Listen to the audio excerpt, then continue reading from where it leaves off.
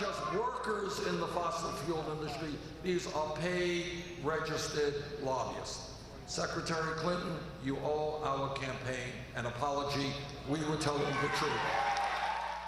Hillary Clinton feeling the heat from Bernie Sanders over his charges that she's getting big dollars from the fossil fuel industry. And we're back now with the panel. Well, this became a hot issue in the Democratic campaign this week when Hillary Clinton responded so vigorously to that Greenpeace protester. The campaign maintains that they've gotten no money from either oil or gas political action committees, PACs. But the Sanders camp says that industry employees, and that's what you heard there, including lobbyists, have given $300,000 to her campaign, have raised another $1.5 million for her campaign, and have given more than $3 million to super PACs that are supporting Clinton. So, Julie, what does this argument say about where this race stands now?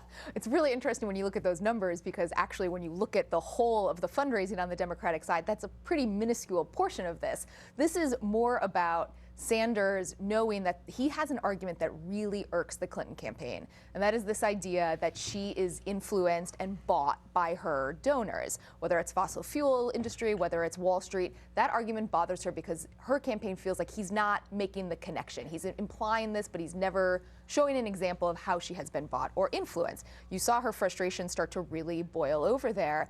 And I don't necessarily think that this will change the dynamic in the Democratic race substantially, but the overall point that Sanders is making is one that really motivates his supporters and Democrats broadly, this idea that there's too much money in politics and that he's the only one that is willing to completely upend the system, that she is still part of the system. She may want to tweak around the edges, but that he is the only one who will really push for a complete overhaul. And we should point out that the reason they're talking about the fossil fuel industry and not Wall Street is because there's a big debate in New York, that primary on April 19th, about fracking. So that has become an industry that's being targeted right now. George, Bernie Sanders has won 5 of the last 6 contests. He's leading in the polls in Wisconsin. He's closing the gap, not all the way there, but closing the gap in New York. What is going on? We have all these complicated algorithms and other metrics for deciphering what's going on. Use your eyes. Look at a group of Clinton supporters and look at a group of Sanders supporters. Who's having the most fun? Bernie Sanders is fun. Hers is the joyless pursuit of joy, kind of enshrouded in entitlement and all the rest. He just goes out, he's energized people who I think are having the fun of being naughty. They think being a socialist is kind of out there. There's nothing much to the content of socialism. He wants to redistribute a lot of wealth. It's all the federal government does anyway, is redistribute wealth. I don't know what the excitement is, but this fun registers itself in one great number. In March, he raised $44 million. That's an astonishing, particularly for a campaign that says the whole America is dominated by millionaires and billionaires. He's finding plenty of money in the energy, probably more energy than shown in small donors in any campaign. Yeah, we should point out, small E energy, not energy industry. Right. Small donors, probably a larger percentage than anyone since Barry Goldwater in 1964. Meanwhile, as if that wasn't enough, 4 of Clinton's top former advisors at the State Department have all hired the same lawyer to handle possible investigation by the FBI of her private emails and her private email server. And there are reports that the FBI is going to interview Clinton herself sooner rather than later. Chuck is our legal expert. What does all that tell you? It tells me that, fortunately for America, this may be coming to a head, and that a recommendation about whether or not to indict Hillary Clinton may soon be forthcoming from the FBI. And I say fortunately because whatever you think about the merits of these charges, she is running for president. She is likely to be the Democratic nominee, and we need some information about whether or not she's criminally liable or not before this, gets to October or something like that. The fairest situation is one in which we find out sooner rather than later.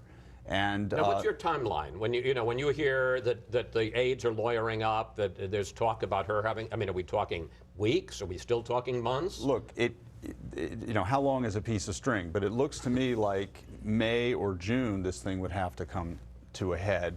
And certainly, I have a lot of respect for Jim Comey. I think most people do. We should point out the FBI director. He is has a reputation as a fundamentally fair person. He must understand how political this is. and he's got a dilemma. And I think the sensible thing to do in that situation is to move this thing forward, between May and June, and lay it out there for the. If he doesn't make, if they don't make a criminal referral, there's also the question of an indictment. But the first thing the FBI has to decide is if they're going to refer criminal charges to the Attorney General to decide. Is there the possibility of a report? Of course there's a possibility of a report, and not only a possibility, I would think probably a likelihood. Given how high profile this thing has been, they're going to have to lay out some kind of findings to back up whatever decision it is that they announce. They can't just say, well, we've decided not to indict her, and end of story. They're going to have to provide more information. And would that be the FBI, or would that be the Attorney General? That would, I mean, the FBI would provide, as I understand it, the raw data to the Justice Department, which would then authorize such a report. So Stephen, I mean, just wrap your head around this. Indictment, criminal referral, report.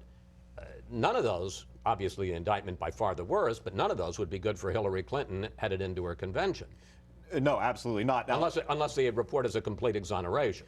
Well, even then, the possibility you're left with is that FBI agents who would have wanted to have gone the other direction do start leaking their own interpretation of the facts they came across. So this gets messy at best and very bad at worst. Could I just add something to that? Think about the politics of this. Bernie Sanders gave this issue away. So within the Democratic Party, this is not a liability for Hillary. She's got other liabilities, but not this one. And as you look to November, if she's running against Trump, who we've just been discussing how unpopular and everything he is, it's not clear to me that however bad this gets, unless of course it's an indictment, it's enough to outweigh Trump's negatives. So I think she's broadly heading toward being in the clear on this. George, do you buy that? On the other hand, May could be a very exciting month because, as you say, the FBI investigation could come to a head, and it is possible, if the judge has his way, that Donald Trump in May could be testifying in a fraud trial having to do with Trump University, which was something short of Oxford. But do you buy the argument that because of the fact that Bernie Sanders, I'm not sure I agree that he gave it away, he just said he's not going to press it himself. Do you really think Democratic voters are going to want to nominate somebody, again, all speculative, that indictment's one thing, but either there was a criminal referral that was not acted on or even a very negative report? You don't think that would be damaging? It would be terribly damaging. It would be damaging on top of the mountain of evidence that she is having trouble connecting with an electorate that already, by a majority, views her unfavorably. At the same time, Democratic voters, I think, are making their choice. If you look at Hillary Clinton's lead in pledge delegates, her lead in the overall vote, her lead in the superdelegates, the party establishment that is looking toward the general election, she leads in all of those categories. So there is a choice being made. The email situation has been out there, whether Bernie Sanders is raising it or not, and she is still winning. Yeah, 2 quick points on May could be interesting and June could be interesting for Hillary Clinton legally because she's likely to face discovery over what the State Department and how she ran her own email server. So there are other things that could come out even outside of the actual criminal justice process with some of these open records requests. But the most important thing in the Democratic race right now is looking at those superdelegates. In 2008, Obama had begun flipping superdelegates who had been pledged to Clinton to himself by February. Until that happens, this is Clinton's race. But obviously, those superdelegates are going to take a look at what develops.